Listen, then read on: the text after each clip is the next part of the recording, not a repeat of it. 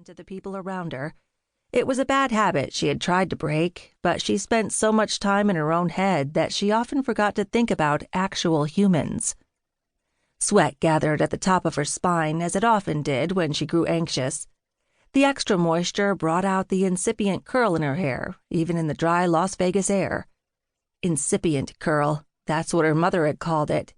A nicer way to say frizz.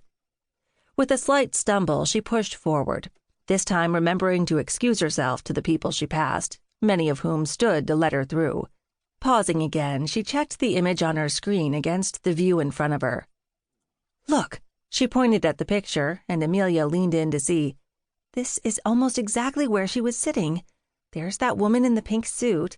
"I think you mean that horrific Pepto-Bismol dress suit," Amelia noted. Sadie waved her hand to dismiss the comment. "Fine, whatever. Jocelyn would have had to be near here to take the picture." She peered around her, trying to read the conference name tags hanging from the necks of the women around her to see if she could find anyone who might be the reclusive and mysterious Jocelyn Dellarivier.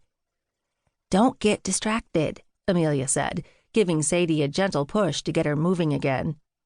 Still craning her neck to examine the rows of conference attendees behind her, Sadie tripped over yet another woman's feet. Her ankle twisted under her, and her arms pinwheeled out to either side. All around her, conference-goers ducked out of the way. At the last minute, she managed to spin around as she made a grab for Amelia, but it was too late to stop herself from landing ass first in the closest seat. Unfortunately for her, the chair wasn't empty, as evidenced by the whoosh of air she knocked out of its inhabitant when she landed on his lap. Her face scrunched up in embarrassment, she turned a sheepish look toward her not-quite savior, and froze. The man had to be one of the cover models. He was that gorgeous. Dark, silky hair, deep brown eyes, a sensuous mouth curving up in a smirk that suggested he knew exactly the effect he had on women. He also looked oddly familiar. Where had she seen him before? Maybe on one of the covers of the many novels she read while writing first her dissertation and now this book. That had to be it. She'd certainly remember if she'd met him in real life. Beautiful men left her tongue-tied. The brilliant ones she could handle. She knew how to meet them on their own terms, even if their specialties were different from hers. Her last boyfriend had been a professor like her, but with a specialization in biology. She'd known how to talk to him. That was what mattered, after all, how well they communicated. Physical attraction could develop from intellectual intimacy. It was better that way. The gorgeous ones were so far out of her realm of experience that she could never figure out what to say. They made her nervous, uncomfortable. Like now, as they stared at one another. There's a reason it's called being stunning. She definitely felt stunned. "Not handsome enough to tempt me," she muttered. "Pride and Prejudice," Amelia said as she leaned around Sadie to smile at Mr. Beautiful. "Hi, sorry about that. I didn't mean to push her quite so hard." "No problem." His voice was smooth, sliding across Sadie's skin like a caress. It wasn't fair.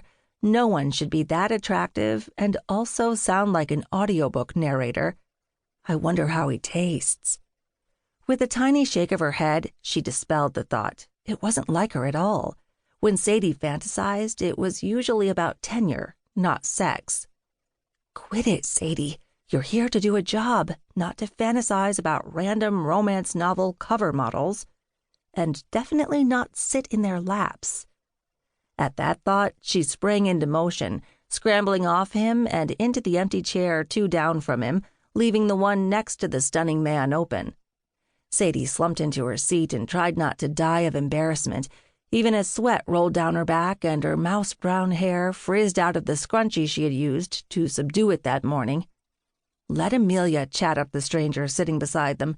Sadie needed to find Jocelyn Dellarivier and convince her to do an interview. Then Sadie could finish the book her own academic editor had called almost, but not quite, groundbreaking. If she could talk to Jocelyn, get the inside scoop from the most sought-after editor in the business, she knew she could push her book right over into cutting-edge territory. Then she'd be guaranteed tenure at the small liberal arts college in northern Louisiana.